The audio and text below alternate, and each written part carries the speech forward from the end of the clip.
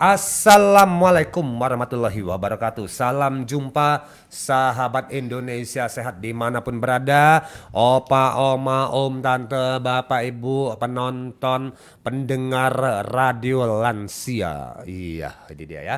Hari ini bareng dokter kita yang majunya cantik, mundurnya cantik. Dokter Endang MSc Herbal. Ingat zaman dulu. Nah, ini kalau dia ngomongin majunya cantik, mundurnya cantik, ini dokter Endang langsung mau jalan ya, maju mundur ya. Oke. Hari ini buat sahabat nostalgia, ini dokter kita akan mengangkat mengenai satu topik ini ya, yaitu waspada 4 penyakit usia tua. Wah ya. Ini sebenarnya kalau jujur ya dok ya, kalau penyakit buat usia tua ini sebenarnya kayaknya nggak hanya 4 dok. Enggak, Bisa jadi gini. 13 atau itu ya dok. Sebetulnya itu yang disebut 4 itu adalah yang sangat sangat biasa banget. Sangat memungkinkan Sangat muncul yang ya, berhubungan dengan seiring bertambahnya usia. bertambahnya usia. Kalau yang lain-lain kan kayak misalnya kolesterol, hipertensi itu kan udah penyakit. Ini penyakitnya timbul karena lansia. Jadi 4 penyakit ini timbul karena lansia. Dan ada satu yang tidak terduga. Kenapa Nanti ini itu ya, muncul? Nah, gitu. Ini pasti akan mengagetkan ini dok. Kenapa Yang kok nomor bisa 4 ini ya. muncul? Udah tua kok muncul, kasihan banget. Emang main sama siapa gitu? Ih, main apa sih dok? Main kutik.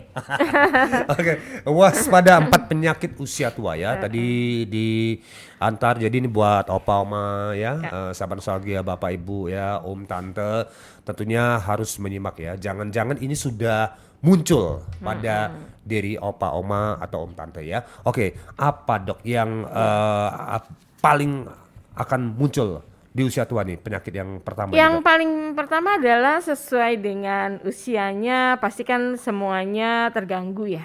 Terganggunya adalah sensornya. Sensornya itu adalah sensorisnya itu adalah misalnya rasa raba, perabaan. Kita ngeraba pasti udah ini apa sih? Udah bukan gula nih ya kan gitu.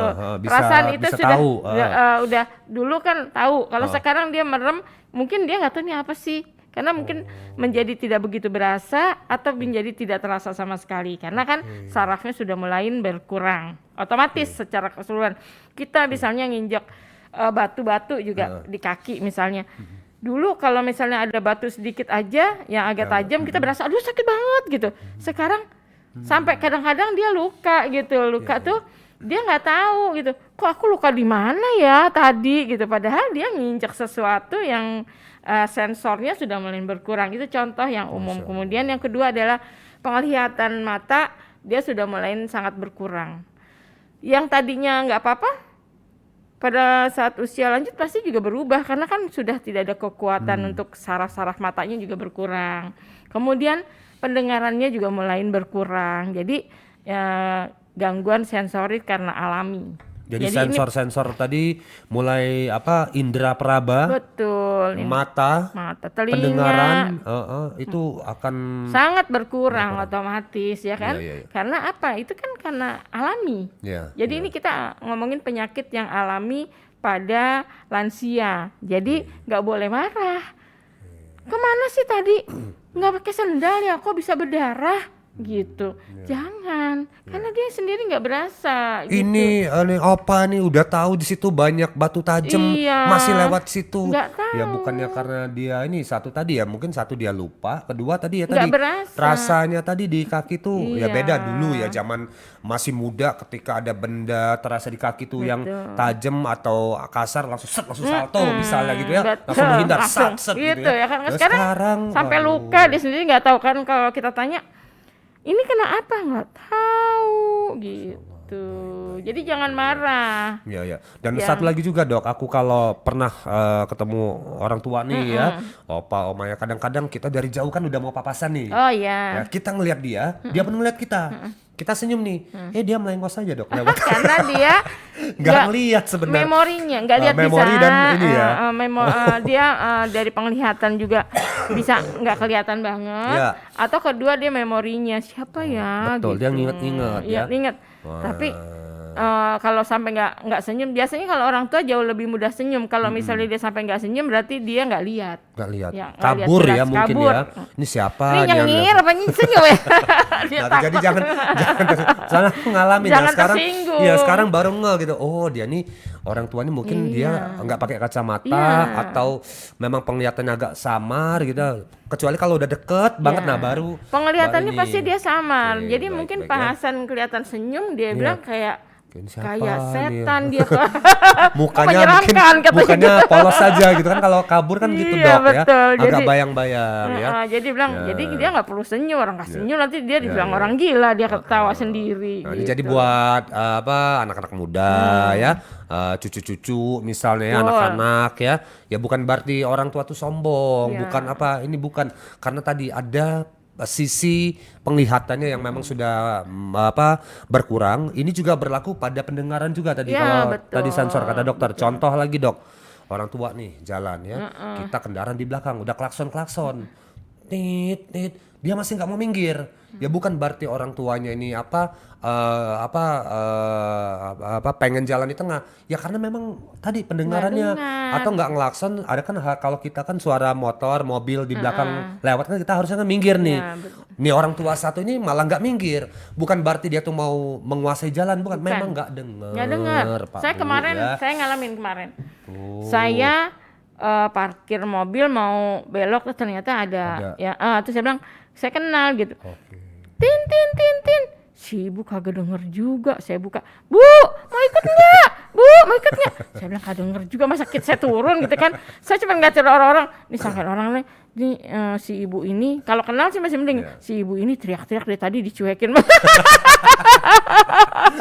Saya udah teriak-teriak dicuekin gua sama ibu, dia malahan belok ke kiri. Orang mau diajakin pakai mobil bareng, malah dia belok kiri. Kalau orang lihat yang nggak kenal banget, oh musuhan nih gitu. Ya kan, jangan Nah itu kayak tadi gitu. kan hal-hal begini kan sering kejadian di Ya. lapangan ya. Jadi Sehari-hari. karena aku juga dulu ya tadi ya pernah gitu ketemu orang tua ya, tadi di melengos saja jangan ya tadi karena itu tadi ternyata nggak lihat atau nggak Betul, dengar ya. betul. Yang berkendara ya kawan-kawan ya, yang bawa mobil, bawa motor, kalau di jalanan ada orang tua jalan ya pelan ya, tek jalan ya, Anda justru yang bawa kendaraan tuh harus lebih waspada. Iya, takutnya dia Dok, ke ya? kanan. Betul ya. Jadi jangan kita berharap si orang tua atau lansia ini yang langsung minggir. Anda yang bawa kendaraan harus lebih waspada. Entah bawa mobil, motor, sepeda atau sepeda listrik atau motor listrik, Anda harus lebih hati-hati. Apalagi sepeda listrik sekarang Dok. Nggak ada bunyinya Dok. Iya. Wah Nggak ada ini bel juga ya? lebih kendaraan Belnya ada mesinnya tuh nggak ada bunyi, ada belnya. Tapi ketika dipakai jalan tuh nggak ada suara. Nah ini juga bikin ya takutnya kita lewat di sebelah, si orang tua tiba-tiba berbalik. Atau itu ya. Jadi ini buat saya juga ya, buat dokter ya, Ya, buat betul. semua Buat kita semua. harus lebih hati-hati ya, Ya, kalau ada terhadap orang orang tua, tua, di iya. jalanan ya. Karena ingat kita berkendara, kita yang bawa kendaraan ya. Justru yang harus lebih waspada terhadap para pejalan kaki ya, itu tadi ya. Jadi kalau ada orang tua jalan lewat ya kita sabarlah ya, Ya, kalau dia mau betul, nyebrang ya. Kalau perlu kasih jalan Dok. Iya, kalau Ya, nggak orang kita tua mau tunggu nyebrang ya. aja dia jalannya mau kemana nih Iya, gitu. kalau perlu kita seberangin, misalnya kalau mereka ini deh, ada yang bawa motor atau ini ya, biasanya kasih lampu lampu hazard ya, ada yang mau lewat atau yang mau nyebrang atau apa, jadi biar kendaraan di belakang juga lebih waspada dan hati-hati ya. Itu tadi untuk mengenai melemahnya sensorik ya Dok ya, Ya, kemampuan sensorik. sensorik orang tua Saraf-sarafnya terganggu. kita tadi ya. Oke, itu tadi seiring bertambahnya usia. Biasanya ini Ya. muncul di usia Ya berapa, udah Dok? dari 50 sudah 50 mulai muncul ya? sebetulnya. Waduh, Sudah, tapi masih ringan ya, Ya, gitu. ya, Belum oke. terganggu sekali, tapi udah mulai. sudah mulai kelihatan ya sudah. tanda-tanda ya. Sudah. Oke, yang kedua apa yang akan muncul ini? Yang dokter? kedua adalah gangguan di mulut. Oke. Kenapa gangguan di mulut? Ini kan gangguan-gangguan alamiah ya. Kenapa? Karena kalau di mulut itu kan sudah berlubang giginya, udah ompong, udah goyang. Jadi penyebab gangguan-gangguan di sana adalah adanya radang di mulut, kemudian adanya sariawan. Jadi penyakit-penyakit pada orang tua tolong perhatikan. Untuk orang tua pasti, aduh gigi saya sakit, mulut saya sakit sering. Itu karena memang dia udah banyak lubangnya, kemudian udah banyak yang goyang. Biasanya kalau yang goyang dulu orang tua saya goyang dibawa ke dokternya nggak mau. Itu cabut aja, nggak mau, nanti kasih gigi palsu, nggak mau gitu. Jadi tutup itu sambil kita ngobrol dia goyang-goyangin lidah itu gigi yang goyang. Jadi bertahan banget gitu untuk seperti itu. Jadi pasti resikonya sering sariawan, sering sakit mulutnya. Jadi itu alamiah. Jadi jangan marah, kita perhatikan aja. Mungkin kita siapin dengan kumur-kumur betadin atau apa. Jadi kita perhatikan, dia pasti sering mengeluh dari mulai gangguan di mulut sariawan sampai tenggorokan, karena pasti yang dari dalam mulut itu bisa langsung ke tenggorokan karena dia terganggu dengan banyak luka di sana, dia diamkan, kemudian goyang-goyang, pasti kan goyang-goyang itu sakit. Nah, di antara goyang-goyang tersebut pasti atau lubang pasti ada makanan yang masuk membuat dia juga ada peradangan di mulut. Nah, ini kita kalau kita menyelam lebih jauh ya, ini bisa dibayangkan nih ya, sahabat nostalgia ya, opa, oma, bapak, ibu juga dokter ya. Ini kalau orang tua yang di kampung nih dok ya, yang jauh di pedalaman tuh, kayak mertua saya di pedalaman Lampung, yang dokter gigi aja tuh nggak ada di situ ya. Bisa dibayangkan kalau orang tua ini punya masalah dengan seputar mulutnya ya. Entah tadi kata dokter tadi gigi berlubang lah ya, sariawan. Nah, yang repotnya gigi berlubang dok, yang nggak ada dokter gigi. Ya mau nggak mau ya, kalau mau ketemu dokter gigi tuh menempuh perjalanan 1 jam atau 2 jam keluar dari kampung baru ketemu dokter gigi. Itu satu. Kedua tadi orang tua tadi betul kata dokter ya, nggak mau ke dokter gigi, apalagi dicabut. Wah, saya aja ngeri dok ke dokter gigi kalau dicabut dok, apalagi orang tua ya.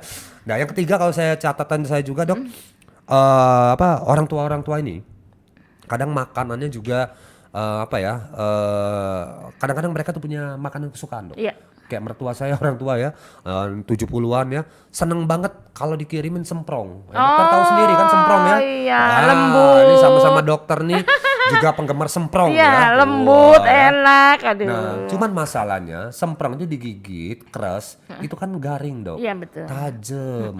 Jadi sariawan. Betul. Makanya resiko untuk luka itu pada lansia itu pasti terjadi. Karena apa? Karena kan udah nggak ada gigi, banyakan kosong, dia ngunyah tuh pakai gusinya. Padahal di sisi lain kan makanan ini kan ya semprong kayak jenis biskuit itu kan ketika memang lembut ya, tapi ketika dikunyah kan dia keras itu kan dia tajam, bergesekan dengan gusi ya. Apalagi yang orang tua ya, sahabat opa oma yang nggak pakai gigi palsu ya, yang isinya cuma gusi semua. Waduh benar-benar pasti dia gigit apa dia udah luka lagi. Jadi ini harus agak lebih hati. Jadi buat kita yang ngurus ya, perhatikan makanannya ya. Jangan dikasih tempe goreng yang tempe goreng tuh, kalau tempe tuh kalau digoreng tipis gitu itu tajam banget ya. Jadi agar hati-hati di situ ya. Pemilihan menu-menu makanannya juga ya. Kalau dikasih ikan ya tulangnya juga harus benar-benar dipilih ya. Kasih ayam juga jangan sama tulangnya. Jadi maksudnya dibikin seperti nugget lah, atau enggak dibikin kecil-kecil sehingga dia lunak, dimasak dengan lunak gitu, dengan suwir-suwiran. Pokoknya jangan digoreng-goreng crispy lah ya, buat orang tua. Crispy tahu ya dok ya, crispy yang goreng kering yang garing gitu loh ya. Jangan dikasih yang crispy. Janganlah, luka pasti. Luka ya. Kalau gitu ya. Jadi tolong diperhatikan menu-menu makanan ya. Jadi mulai dari ayam yang crispy sampai tempe pun ya, yang kalau digoreng pun juga akan jadi pokoknya jangan digoreng kering lah ya. Intinya gitu ya. Jadi lembut, gampang dikunyah, gampang dimakan buat orang tua ya. Tadi masalah di gigi ini ya memang kelihatannya kayak sepele ya. Tapi bayangkan kalau nggak mereka sampai sariawan atau sakit gigi, nggak mau makan, ini ujungnya nanti ke lambung dok, biasanya dok. Betul. Mahnya kumat. Betul. Ya, usus GERD ya. Jadi asam lambung naik. Makanya kenapa? itu nanti yang ketiga itu. Ada ya. Iya. Baik, itu nanti sabar ya. Kita akan gali lebih dalam yang satu ini ya. Buat opa oma yang punya masalah lambung, nih setelah ini kita akan bahas.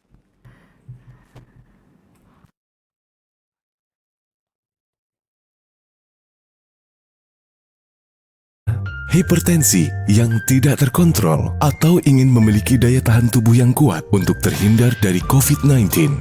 Sekarang, tidak perlu khawatir. Ada Bio7. Bio7 adalah jamu tetes herbal yang terbuat dari bahan herbal dan rempah yang diproses secara fermentasi. Bio7 memiliki kandungan yang bermanfaat untuk tubuh Anda. Di antaranya, kulit manggis untuk melawan radikal bebas penyebab kanker. Batang tebu memiliki khasiat merawat kulit dan meningkatkan kekebalan tubuh. Daun gambir dapat mengatasi diare dan memperkuat gigi. Bunga kerisan dapat mengatasi stroke. Temulawak dapat menetralkan racun. Dan jintan hitam berkhasiat mengatasi penyakit asma. Minum jamu tetes herbal Bio7 2 kali sehari sebanyak 15 tetes. Diteteskan di air putih 200 ml. Bio7, jamu tetesnya orang Indonesia.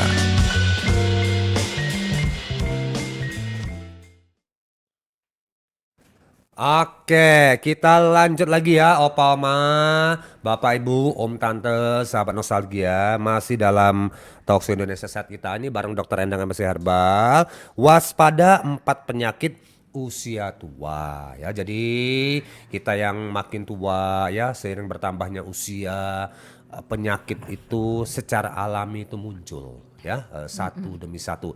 Tadi di awal kita dialog yang pertama tadi kemampuan sensor ya sudah makin berkurang ya. Tidak langsung hilang itu Dok ya. Mendengar, kalau hilang ya lumpuh. Enggak langsung ya. Ya. Tidak, jadi berkurang sedikit demi sedikit ya. Kedua, diambil sedikit-sedikit. Masya Allah ya.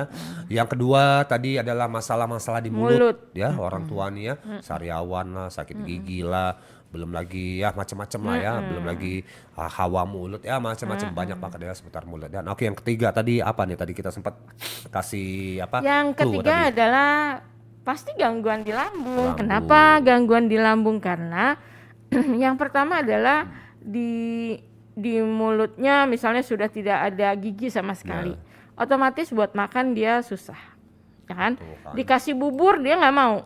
Dikasih bubur cair, enggak, saya masih bisa gitu. Jadi akhirnya dia makan pengen yang keras tapi nggak bisa menggigit. Akhirnya dia makan cuma sedikit, ya kan? Akhirnya jadi malnutrisi karena dia sendiri merasa nggak mau aku makan yang bubur gitu. Aku masih bisa tapi gigitnya pakai gusi. Ya udah mulutnya sakit, perutnya nggak ada isinya. Kemudian selain jadi malnutrisi jadi kurus, orang tua tersebut juga jadi gangguan di lambung sehingga tidak ada makanan yang diolah sehingga terjadi gastritis, lambungnya kena, jadi ada peradangan di sana. Kemudian juga pada orang-orang tua juga biasanya kalau suruh minum agak sulit, ya kan? Kalau misalnya suruh minum kita ingetin tuh apa lupa, bisa saja mungkin dari lupa gitu. Kita udah kasih minum, memang harus ditakar yang benar. Kita kasih minum, udah minum belum? Udah tuh habis bergelas-gelas padahal minumnya perasaan belum diminum gitu. Berarti kan dia ada demensianya, ada lupanya. Makanya itu perlu diperhatikan. Jadi kalau kasih minum, kasih botol yang dekatnya supaya kita bisa menakar.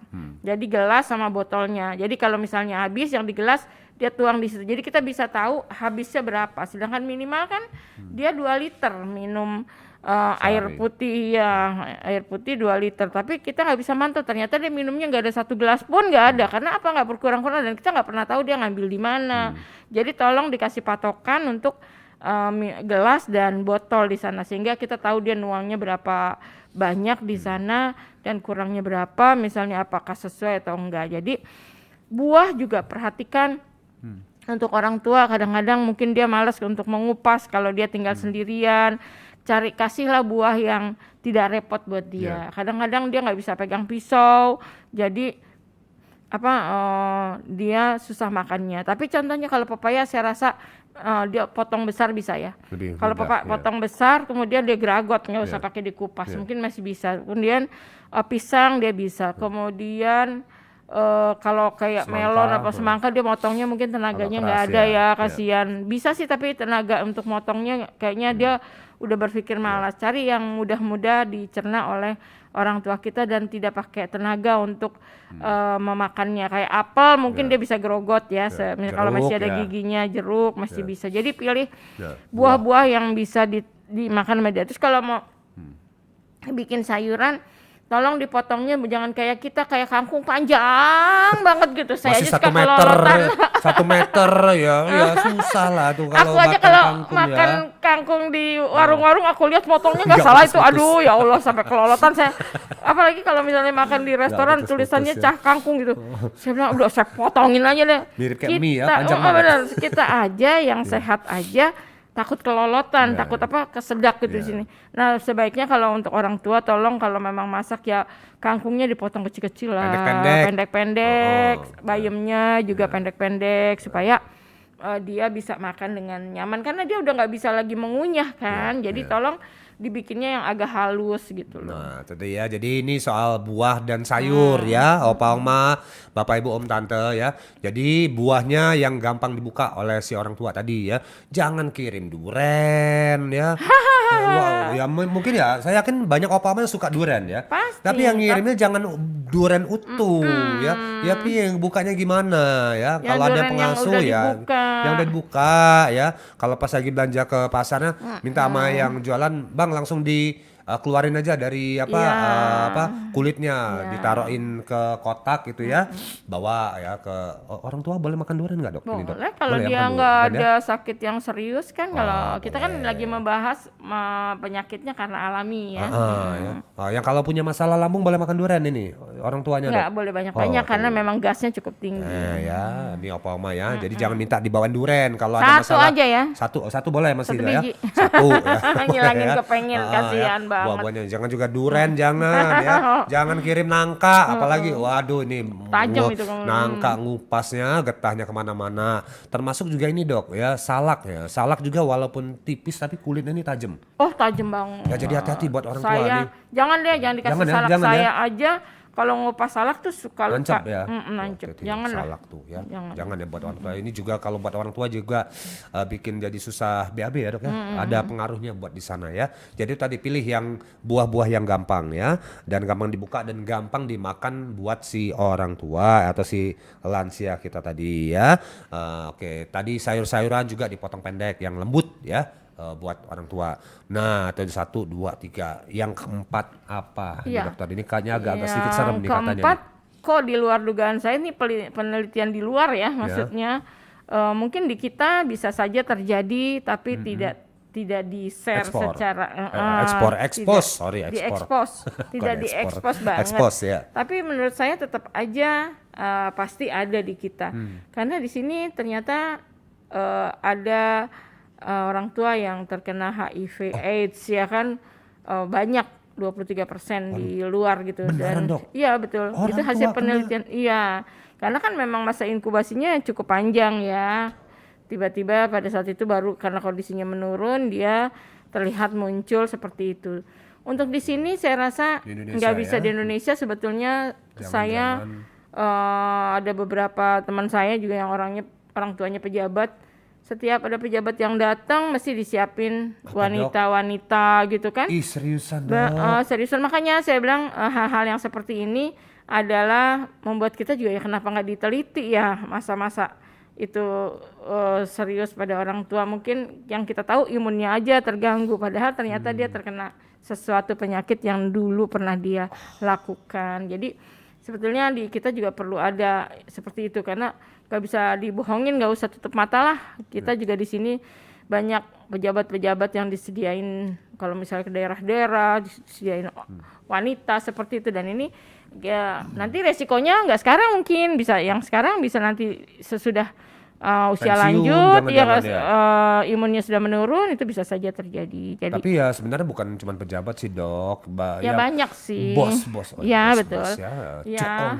Betul banyak juga sih. Ya, pokoknya maksudnya. yang itulah ya yang punya. Di sini kayaknya masih tabu untuk bicarain, padahal itu penting Nih, gitu yang kita buat buka nih. menjaga, Kita menjaga buka orang ya. tua kita gitu. Jadi opa oma ya tadi ya waspada ya penyakit yang satu ini cukup mengagetkan. Tapi memang demikianlah fakta yang terjadi ya. Dan itu sudah ada penelitiannya di luar, jadi memang menunjukkan berapa persen, 23%. 23%. 23% ya. 23%. Ternyata orang tua atau lansia itu ternyata mengidap HIV AIDS ya. Nah, lo ya. Ini tentu dia menjadi satu warning ya buat kita semua agar berhati-hati ya. dalam apa ya bergaul ya, ini kan pergaulan ini. Ya, Gimana, Dok, betul, ya? pergaulan yang Bergaul ya, ya berteman tahulah gitulah. ya dalam hal apalah gitu ya. Jadi jangan-jangan gitu ya jajan-jajan sembarangan. Emang nggak boleh jajan sembarangan, Dok ya? Jajan apa ya? Aduh ya pokoknya Istilahnya itulah ya. banyak lah ya, jajan ya. Pak Oma ya Om, Tante ya. Tadi hati-hati ya ternyata penyakit yang nomor 4 ini di luar apa dugaan kita ternyata memang ada ya. Dan jangan-jangan tadi betul ya tidak pernah diangkat, tidak Ya, pernah diekspos selama ini karena memang betul Dok jarang sekali pemberitaan ya sekali, atau dari betul. Kemenkes ya atau dari Iya. apa gitu yang membuka ya. Karena nggak ada penelitian ke Iya. arah sana di kita. Lansia, betul, Tapi kalau ya. secara pribadi mungkin bisa kita cek ya gitu. Ini kan nggak ada penelitian dari pemerintah untuk Ya. bener nggak nih? Mungkin dari riwayat yang di luar seperti ini bisa juga menjadi panduan kita. Oh jangan-jangan di kita juga banyak gitu. Dan kalaupun ada kayaknya tidak mau di apa ya? Kan emang jadikan nggak boleh subjek diekspos, penelitian atau emang nggak diekspos boleh gitu, Dok. diekspos. Malu juga keluarga, Dok. Nggak usah, kan kalau kita penelitian biasanya orangnya kita nggak tampilkan Sebut, memang. iya. Cuman dari sekian, misalnya dari 100 usia Sampel, lanjut, misalnya ternyata yang positif 20 misalnya gitu. Kan nggak perlu disebutin namanya. Jadi itu ya tadi ya. Ini tentunya masukan juga buat apa pemerintah ya, buat Kemenkes atau jangan memang sudah ada penelitiannya, cuman memang tidak terlampau banyak diekspos atau jangan-jangan malah belum sama sekali ya terungkap ya. Jadi ini harus menjadi perhatian ya. Ini ya kalau namanya HIV/AIDS ini memang nggak langsung orang tuh misalnya misalnya kayak diabetes kakinya membusuk atau enggak. Ini pelan-pelan ini Dok ya. Daya tahan tubuh yang digerogoti ya. Ya karena degeneratif kan, maksudnya dia secara alami berkurang. Dulu kan masih kecil kita membangun, pada saat tua dia berkurang gitu. Ditambah lagi kalau terindikasi HIV/AIDS, Iya. daya tahan tubuh makin turun, makin drop lagi. banget Sama gitu. ya. Jadi ini Ya kita bahas ya. pada masa-masa tua ini adalah yang muncul yang di luar dugaan kita, tapi penyakit-penyakit seperti kayak tadi mulut, lambung, kemudian Sensorik, ya. itu adalah hal yang alami yang memang bukan penyakit yang sibuk. Oh gara-gara dulu begini, oh jangan gitu, jangan marah sama lansia karena memang itu alamiah yang terjadi gitu. Tinggal kita perbaiki, tinggal kita bantu apa yang bisa kita bantu. Apalagi kalau, nah ini ngomong satu lagi Dok, kalau ternyata ya memang di antara, sorry itu saya mau ngomong kalau di keluarga ada terindikasi memang si opa ini atau ini si nenek atau si kakek ini terindikasi HIV/AIDS, ini apa yang harus dilakukan oleh keluarga nih Dok? Berobat rutin, kemudian kita kan dulu pernah pegang HRD salah satu perusahaan besar, pakai produk kita, bagus bisa banget ya? ya. Iya, alhamdulillah sehat kan, pernah diwawancara malahan. Betul ya. Wawancara Diberikan benar-benar dia jamu tetes kita. sembuh dari Ya. mulain kondisi yang kan HIV/AIDS itu ada yang kondisinya dari yang ringan, dia biasa-biasa aja nggak ada keluhan, terus sedang biasanya dia gampang capek, kemudian yang berat itu adalah sampai dia sesak nafas, tenaganya nggak ada. Yang dulu kita pernah kasih jamu kita nih ada jinten hitam, ada kemudian ada kulit manggis, temulawak, ada bawang putih.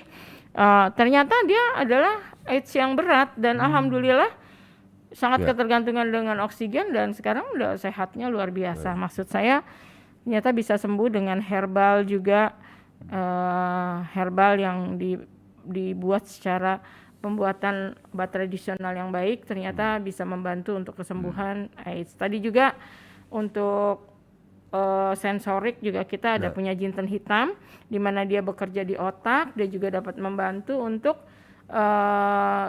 memperlambat untuk proses kasus yang menjadi lebih berat sensoriknya. Dan untuk mulut, kalau untuk mulut saya senang banget untuk netes ke mulutnya langsung, kemudian dikumur-kumur sendiri dengan itu, dan itu sangat membantu untuk kita nggak sakit mulut dan tenggorokan dan gusiknya. Jadi setiap hari boleh lah digunakan untuk selain diminum, Jamu tetes, tapi membantu untuk kesembuhan di lambung dan di mulutnya. Baik, jadi ini jamu tetes Bio7 Bapak Ibu bisa menjadi salah satu alternatif buat Anda yang ingin berikhtiar dengan meminum jamu tetes Bio7 ya Bapak Ibu ya. Terima kasih banyak untuk minat dengar dan perhatian Anda, Opa, Oma, sahabat nostalgia, Bapak, Ibu, Om, Tante di acara Talkshow Indonesia Sehat, persembahan dari Bio7 dan juga bersama narasumber kita ya, Dr. Endang MSc Herbal. Harapan kita dialog ini bermanfaat Dok ya dan bisa menjadi Insya Allah bermanfaat. pelajaran ya buat kita semua. Amin ya. Kita ketemu lagi di Talkshow Indonesia Sehat berikutnya. Dadah.